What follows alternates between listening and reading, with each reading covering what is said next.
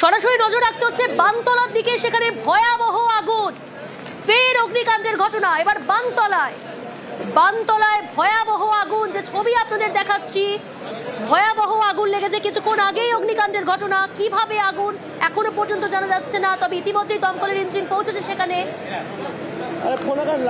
একটি গোডাউনে আগুন লেগেছে বলে জানা যাচ্ছে। বানতলায় ভয়াবহ আগুন, একটি গোডাউনে আগুন। দমকলের 5টি ইঞ্জিন ঘটনাস্থলে পৌঁছেছে। যে ছবি আপনাদের দেখাচ্ছি, বানতলায় ভয়াবহ আগুন, একটি গোডাউনে আগুন।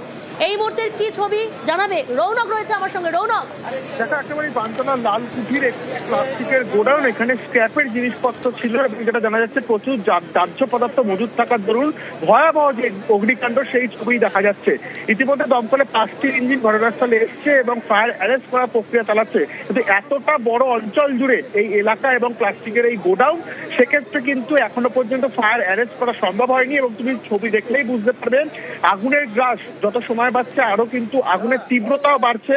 প্রায় 100 থেকে 150 মিটার অঞ্চল জুড়ে এই আগুন ছড়িয়ে পড়েছে ইতিমধ্যে। এবং সব থেকে বড় বিষয়, এখান থেকে কিছুটা দূরেই ঘনবসতিপূর্ণ অঞ্চল, যাতে কোনোভাবেই সেই বসতির মধ্যে আগুন ছড়িয়ে না পড়ে সেই কারণেই কিন্তু দমকল কর্মীরা প্রথমেই ফায়ার অ্যারেস্ট করার যে প্রক্রিয়া সেই প্রক্রিয়া চালাচ্ছেন। ইতিমধ্যে দমকলে 5টি ইঞ্জিন ঘটনাস্থলে পৌঁছেছে।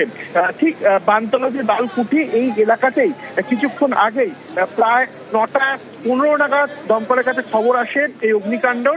এবং তুমি দেখতে পাচ্ছ যেহেতু প্রচুর পরিমাণ ভেতরে প্লাস্টিক দাহ্য পদার্থ মজুদ ছিল, দমকল সূত্রে খবর, এই কারণেই কিন্তু এই আগুনের তীব্রতা বাড়ছে।